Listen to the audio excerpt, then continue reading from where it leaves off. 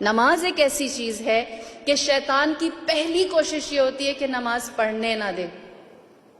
پڑھنے نہ دے سے مراد اول وقت تو ڈراپ ہو جائے، اور اگر اول وقت نکل جاتا ہے تو اس کے بعد جتنا ہو سکے نماز کو تاخیر میں ڈیلے کرتا جائے یہاں تک کہ نماز چھوٹ جائے. اور پھر اس کے بعد اگر کوئی نمازی بے ہر طور نماز پڑھنے کے لیے شیطان کو شکست دے کر کھڑا ہو جاتا ہے تو آپ کے سارے بھولے ہوئے کام وہ آپ کو یاد دلانے آتا ہے، جو کچھ بھول گئے ہیں. اور ایک چیز جو حدیث کے اندر ہے، جب انسان اپنی سوچ کے اندر اپنے افکار میں نماز میں متوجہ ہوتا ہے اور شیطان اس کی کنسنٹریشن کو کہیں بریک نہیں کر سکتا، تو جانتے ہیں پھر شیطان آخری حربہ مومن کے لیے کیا استعمال کرتا ہے. جو ہو سکتا ہے آپ میں سے بہت سو نے فیس بھی کیا ہو یا اس کو نظر انداز کر گئے ہو، اگنور کر دیا ہو کہ یہ کوئی معمولی سی چیز ہے. شیطان آتا ہے اور اس نمازی کو کس کرتا ہے، چومتا ہے اس کو. اور جب چومتا ہے نماز کی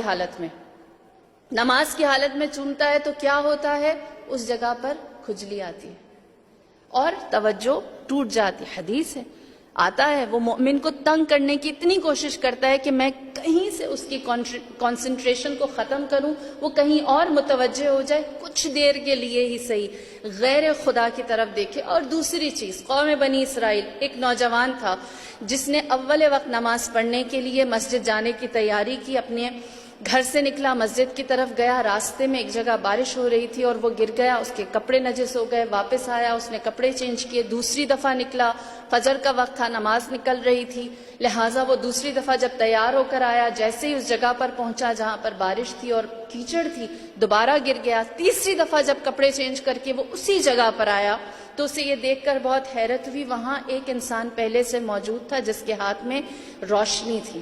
اس نے کہا اندھیرے کی وجہ سے بار بار گر جاتے ہو، آؤ میں تمہیں مسجد تک پہنچا دیتا ہوں. لہٰذا شیطان نے اس نمازی کو مسجد تک پہنچایا.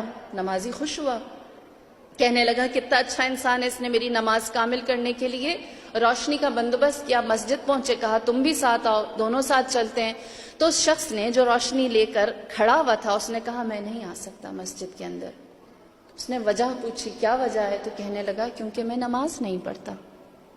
نمازی حیران ہوا، میری نماز کا بندوبست کیا ہے اور تم خود نماز نہیں پڑھتے، کیا وجہ ہے؟ تو اس نے وجہ بتائی اور کہنے لگا کہ میں نے خدا کو ایک آخری سجدہ کیا تھا، اس کے بعد سے میں اللہ کے سامنے جھکا نہیں. نمازی حیران ہوا، کہنے لگا تو شیطان ہے؟ اس نے کہا ہاں میں شیطان ہوں. نمازی حیران ہوا، کہنے لگا شیطان ہوتے ہوئے تو نے میری نماز کا بندوبست کر لیا. تو پھر شیطان نے سارا احوال سنایا اور کہنے لگا کہ تو اول وقت نماز نہیں پڑھتا تھا، نماز فجر نہیں پڑھتا تھا، جماعت کے لیے نہیں جاتا تھا. آج جب تو اپنے گھر سے نماز کے لباس میں باہر نکلا ہے تو میں کیچڑ والی جگہ پر کھڑا ہو گیا تاکہ میں تیرے کپڑے گندے کر دوں. اور جب تمہارے کپڑے خراب ہوں گے تم واپس چلے جاؤ گے، اور جب واپس چلے جاؤ گے تو تمہاری جماعت نکل جائے گی. لیکن تم نے کیا کیا؟ ایک دفعہ پھر کوشش کی. اور جب ایک دفعہ پھر کوشش کی، غور سے سنیں، اسٹرگل آپ کی اللہ کے نزدیک کتنی عزیز ہے. کتنی ایسی چیزیں ہمیں موٹیویٹ کرتی ہیں کہ ہم دل و جان سے اپنے سارے امور کو چھوڑ کر اللہ کی جانب راغب رہیں.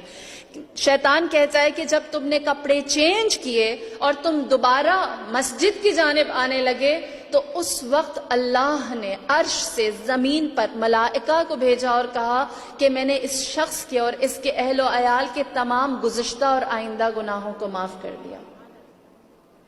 کہتا ہے کہ جب میں نے یہ دیکھا کہ تمہارا مسجد میں نہ جانا اتنا مشکل، شیطان کے لیے مشکل تھا، لہٰذا میں نے دوبارہ گرایا کہ کم سے کم اس کو تو کچھ حاصل نہ ہو. لہٰذا میں نے تمہیں دوبارہ گرایا، تم پلٹ کر آئے اور ایک دفعہ پھر تم نے وہی کوشش کی. اور جب تم نے دوبارہ وہی کوشش کی تو اللہ کی طرف سے فرشتے نے یہ ندا دی اور کہا کہ ہم نے اس شخص کے اہل و عیال، اس کے خاندان سب کو معاف کیا، اور جو اس کے گزشتگان مرحومین تھے اور آئندہ آنے والی نسلیں تھیں ان سب کے لیے ہم نے مغفرت کو رکھا. وہ کہتا ہے شیطان کہ جب میں نے یہ دیکھا میں نے سوچا اب تیسری دفعہ یہ کہیں گر نہ جائے. اگر یہ گر گیا تو ہو سکتا ہے خدا پورے شہر کو معاف کر دے. اتنی بڑی معافی سے بہتر ہے کہ یہ اب نماز کے لیے چلا جائے. دیکھیے نمازی اپنی جگہ محترم ہے، لیکن نماز کے لیے کوشش کرنے والا اور نماز کی جانب جہاد کرنے والا وہ خدا کے نزدیک زیادہ عزیز